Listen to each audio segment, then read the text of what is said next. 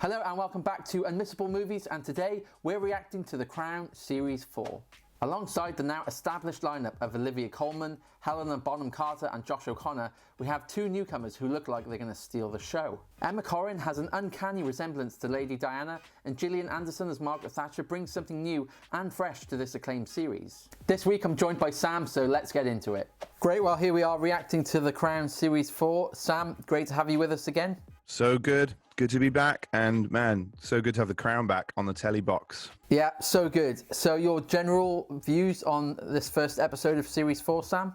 Yeah, I thought it was really strong. I really did. You know, this show's been amazing pretty much from start to finish. I know a few people think that season 2 dropped. Some people think that season 3 was the one that dropped. But it's been consistently, you know, obviously so good, such a solid cast and the rest of it. And so I was, you know, very expectant for episode 1 to be the same. And yeah, I have to say I loved it. I just love I pretty much love everything about it. The pacing, the music, the all the way that they, you know, the cinematography on everything. It was just awesome. The cast, the old cast, the new cast. I loved it from start to finish. So we'll get to the newcomers in just a sec. But one of the things I felt straight away was how good Olivia Colman was. And I was pretty skeptical about her in Series 3. And I didn't love her portrayal, especially having loved Claire Foy so much. But she felt more at home being the Queen in this first episode, certainly. She just seemed more landed, more confident in it. Yeah, like she had the right shoes on. It just felt way better. And yeah, going into this, knowing that Gillian Anderson was taking on the role of Margaret Thatcher, and then Emma Corrin taking on the role of Diana Spencer, well, I was so excited to see what that was like. And I don't think this first episode disappointed. Well, mate, when I first saw a couple of kind of things online, little teasers and interviews and things, just even a few weeks ago, it was just like, how have they even found this person that looks and sounds so much like her? And I just think she's amazing. I thought her introduction was a bit weird for The Crown, like the whole kind of Baz Luhrmann tree sprite thing was a bit surreal. Yeah, it made her seem zanier than you'd like. Well, I think maybe they were trying to suggest just how damn young she was, because I mean I didn't even realize she was like 18 when they first met, and I think that scene did help with that. But man, I think it's one of the strongest things about this whole show is that, you know, it's like it seems to be either you go with someone who looks and sounds exactly like the person and it's very much like an impression, or you go with somebody who is just capturing the essence of that person, and they actually aren't trying to do an impression, they're trying to put across a strong performance. And I feel like with The Crown, they've managed somehow to do both.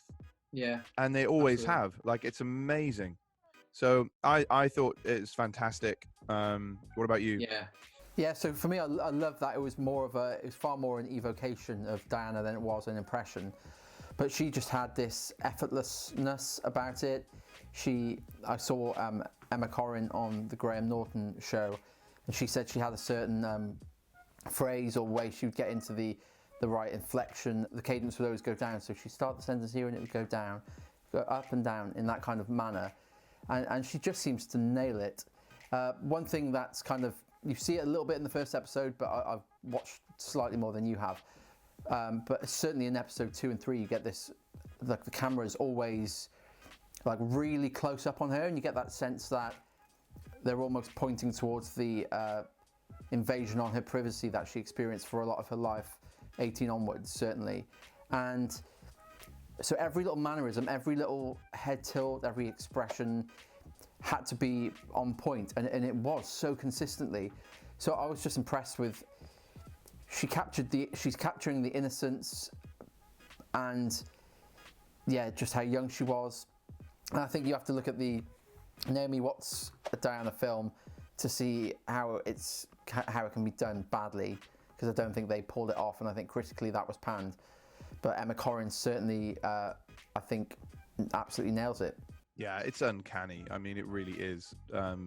Aside from, you know, just how good her performance is and the character, just that it just seems like her. You're just watching her, you're hearing, it's like Diana's voice again.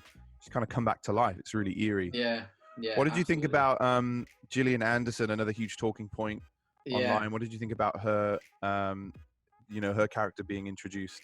Yeah, so the last thing I saw Gillian Anderson in was The Fall, and in that show she's very sexualized and provocative, and but it was an amazing performance. But to go from that to the slow voice of an 80-year-old, let's see what we do about that queen. Like, yeah. That's not bad, Steve. I wasn't actually. I've never done that before.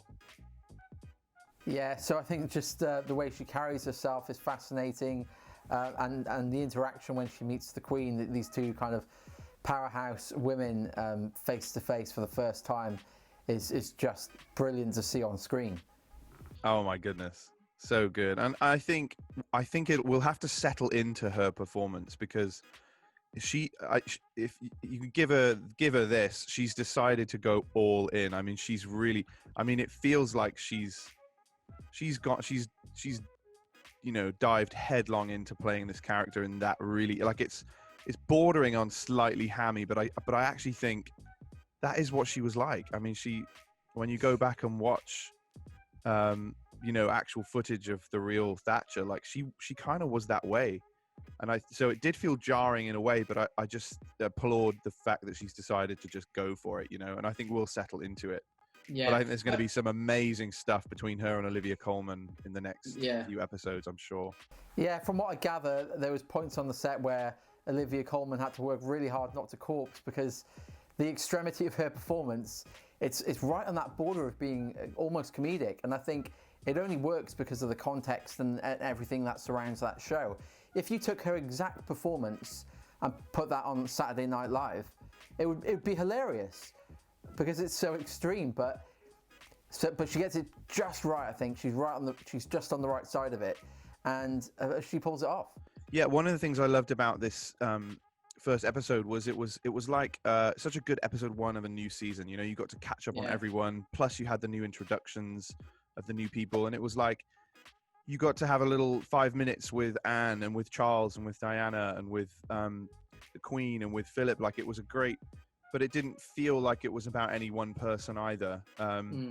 So yeah, it was just a great first episode. I loved the we're back with the huge sets, the scenic, huge scenery. Like, man, I wanted to go to Scotland after watching this episode. I know, right? It's amazing. I thought the scene between Philip and Charles was the jewel of the episode.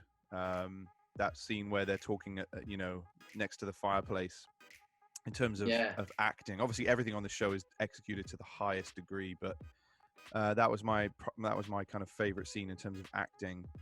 Yeah, absolutely. And yeah, I thought that there was a great sequence as they were building up to, spoiler alert, the assassination of Mountbatten. That kind of everyone is on the hunt thing, where they had Charles fishing and Philip hunting, but obviously Mountbatten's the one being hunted in the end, and that was such a cool scene, the tension building and the different scenery, the different people doing their thing. Yeah, that scene was very, very intense, and I mean, I knew something was coming, but I didn't know what. But they just executed it masterfully. And I think with this show, that's kind of a hallmark of it. It's 5 million per episode, I think, in the budget. It's crazy. But it just means that every single element falls into place. The score's brilliant. All the performances are brilliant. There's so much thought into the sets and the costume. Even some of the kind of more like B-roll shots that you find in the middle of scenes just feel well thought out and in place, and keep the pacing going. It's all just so well done. Yeah, I think that, one of the things you might argue about season 3 and sort of season 2 as well is that, The Crown has only got the real history to go off. It can't just invent stuff. And so I think in a sense that some of the biggest, most sort of juicy, exciting history is where we've now landed up with the beginning of season 4, you know, and with the arrival of Diana and Thatcher and the stuff with the IRA and you know, Charles and all of that stuff. And so I think that we're about to get I think we're in for an amazing new season, just because there's so much juicy history for them to explore. And yeah, it's going to be a season with a lot of power play. I think it feels like transitions and power play are going to be a big part of what happens in this 4th season. Agreed. Yeah, I'm super excited for this season. It's people should check it out. It's available on Netflix now, and if you haven't seen even going back to the first season, it's so worth it. So yeah, thanks very much for joining us, Sam. Thanks so much for watching. If you enjoyed our assessment, please do click the like button. If you're new to the channel, be sure to subscribe for weekly videos on film and TV. Leave a comment down below saying I subscribed, and I'll welcome you personally to the channel. We'd also love to hear your thoughts on Series 4 in the comments section. Thanks again, and we'll see you soon.